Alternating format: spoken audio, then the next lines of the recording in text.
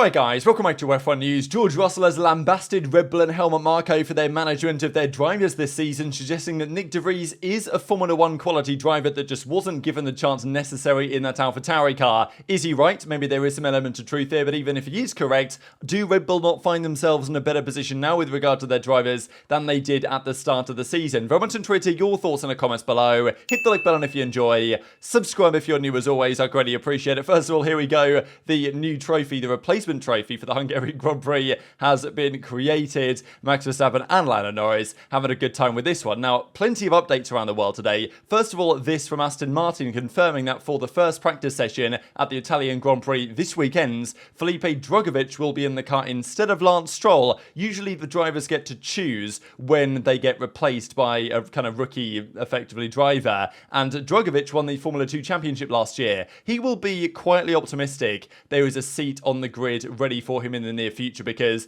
I don't think any of the top contenders in Formula 2 this year look that impressive. I haven't been massively impressed by Porsche. Vesti's been pretty good, but I think Drugovich will feel confident that he can get a seat somewhere, especially in light of all these rumours that Lance Stroll, now he did deny this past weekend and say that while he is good at tennis, he's not quite ready to challenge Djokovic or Alcaraz yet, but there was a rumour going around that Stroll might kind of himself decide to step away from the sport and do other things, and I wouldn't be massively surprised if he does in the near future. Drugovich might therefore feel like there's a chance. So yeah, few kind of threads aligning on that one, I'll say, at the moment. Now, speaking of Red Bull, we'll get into the Nyck de Vries and George Russell thing in a second. There have been some conversations, at least on a friendship level basis, between Max and Lando on becoming teammates in the future. And, Max has said that we talk about it, but he's contracted to McLaren for a long time. We'll see what happens in the future. So it'd be interesting to know whether either party would want that to happen, because I don't think Max would be, I think he would quite like Lando as a teammate. Would the team want that to happen? Would Lando want to go into the Lions Den alongside Max when he might have a better chance to join another competitive team? Maybe when Hamilton retires in a couple of years, I don't know. Or if McLaren get really competitive in the next couple of seasons, but definitely one to look out for. There's also been this that Helmut Marko pretty much confirmed now,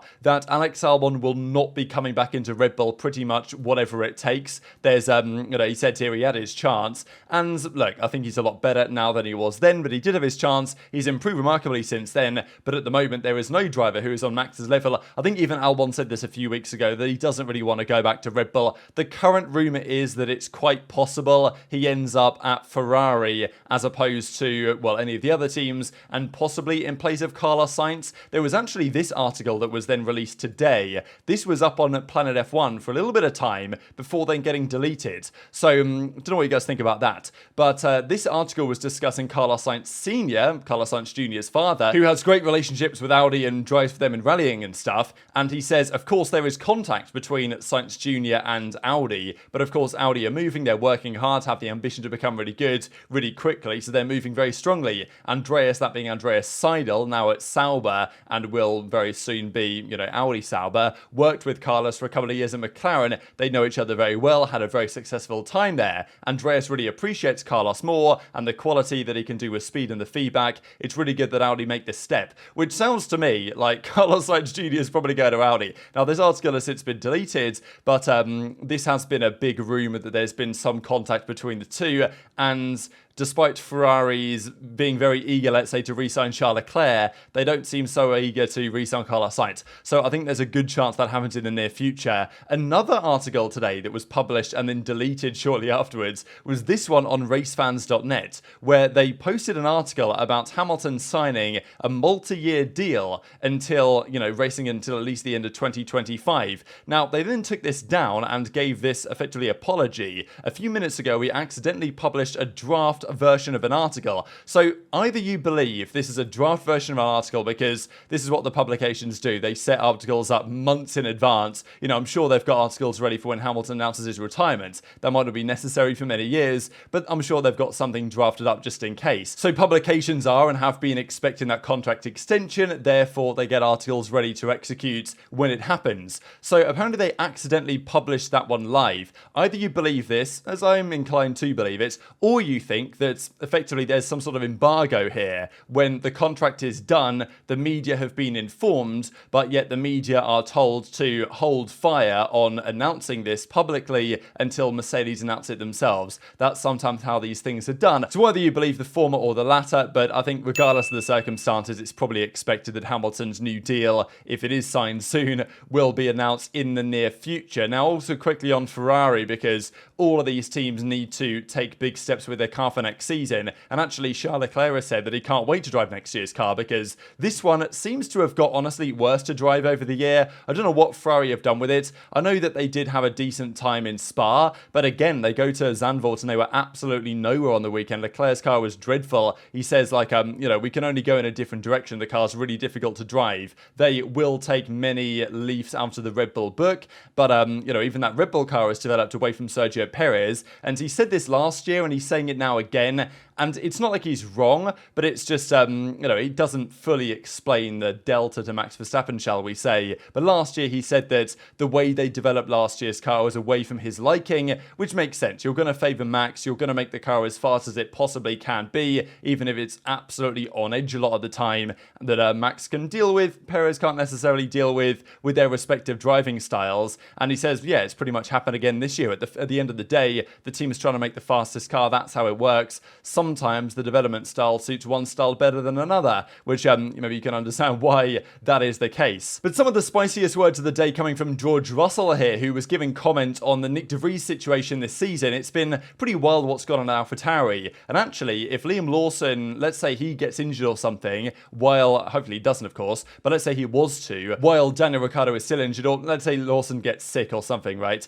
Then you're only allowed to use 4 drivers over the course of a season. Maybe there's some exception to be made if there's really crazy circumstances, but if Lawson was to be unwell, de Vries would effectively have to come back into AlphaTauri, is the current belief, which is pretty remarkable. Now, I don't think that's going to be happening. It's Red Bull have been very clear they don't want de Vries, they want to move on from him, and some of the words that were coming out during the season from Marko on de Vries were, very challenging, saying, look, he's got to step it up, he's underperforming right now, I thought he was going to be good, Christian Horner didn't, and looks like Horner was right. These were all the statements being made throughout the season, which, look, this is the Helmut Marko way. You put your drivers, if you're Helmut Marko, through the absolute blender. If they can't compete, if they can't hang on, if they, can't live up to those high expectations and under that massive pressure, and they flail out, then, they get cut. That's how it works in the Red Bull system. But you can very well argue, let's say a driver like Logan Sargent, are we going to see his potential this season? I think James Vowles is probably of the opinion that he needs 2 years to really get to see whether Sargent's got what it takes, which is probably valid analysis, but Red Bull don't really see it like that usually. So as he goes on to say, obviously we know how Red Bull operates, but you need to respect how they do things and you need to respect it.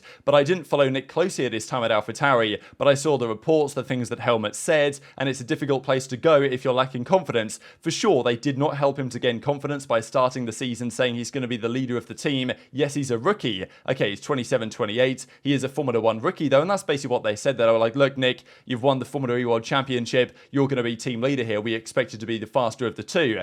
That wasn't the case, of course, compared to Yuki Tsunoda. You can't go in telling the rookie that you're the leader of the team just because you've raced in more championships than your teammates. He was in a very difficult position than when he started. I do feel bad for him. He's Formula 1 level, didn't get the opportunity that he deserved. So, pretty much saying that Red Bull have handled this Nyck de Vries situation pretty poorly. And to be fair, I think from start to finish they did.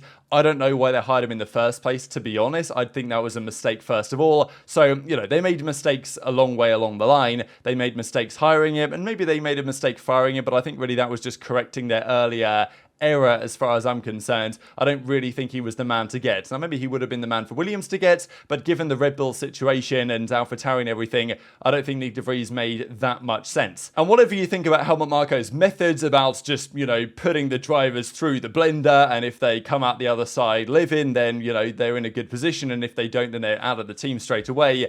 It does get through a lot of potentially very promising Formula 1 caliber drivers that find themselves on the chopping block as a result. But is that strategy nonetheless actually quite effective, as in Red Bull, I think, now find themselves in a better position with regard to drivers. They get to put Daniel Ricciardo in the car. Now, look, unfortunately for him with the hands, injury in the wrist break, hand break, metacarpal, whatever, he's going to be out for a few weeks. He gets less chance to prove what he can do with respect to Tsunoda and therefore also with respect to Sergio Perez in the Red Bull. But, Red Bull now get to consider Ricciardo as a potential replacement for Perez either next year or the year after. And with Ricciardo being, unfortunately on the sidelines, Liam Lawson, let's be honest, I think Liam Lawson's drive in Zandvoort, his first time in that car, he literally did one practice session that was pretty much in the wet, difficult conditions, did quali, and never raced on Inters before, by the way, as well. Because in F2, and maybe Super Formula as well, I'm not exactly sure on that, but in F2, there's just a slick tyre and a wet tyre. There's no intermediate tyre. So I think he was saying that in qualifying, he just didn't realise how much grip the Inter was going to have in those conditions. He ended up P20,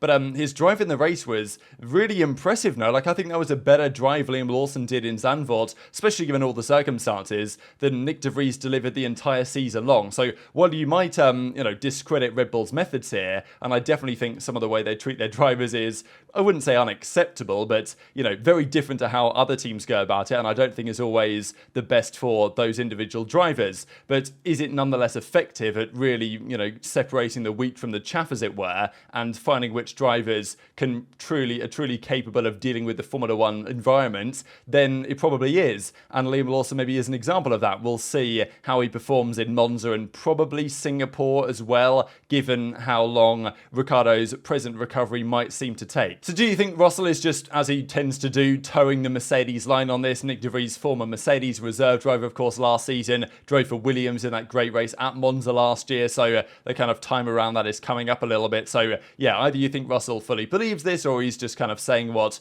Mercedes would want him to say. I guess there's some discussion to be had on that. Just before we close out the video, I wanted to mention this that Bryson brought to the attention again, because in Hungary, you guys remember, we had a very interesting qualifying with hards in Q1, mediums Q2, softs Q3, and that was the allocation. That was how it was going to go, and it did make things pretty interesting. The teams had to be good on all the tyres to get through the various sessions, and this is the same thing. So this new tyre allocation with less tyres means that there's going to be, again, hards Q1, mediums Q2, softs Q3, and also the compounds brought to Monza are one step softer than last year, so that might lean us towards more of a two-stop race than a one-stop race, but we'll see how it goes come Sunday. And there also has been some talk again about potential rain. I saw that I think it was Matt from P1 tweeted out about it, that on Sunday again there are some potential spots of rain around, so we might have another race affected by rain. Not like I'm complaining, but we haven't had a race that's been unaffected by rain, or at least a race weekend that hasn't been affected by rain since,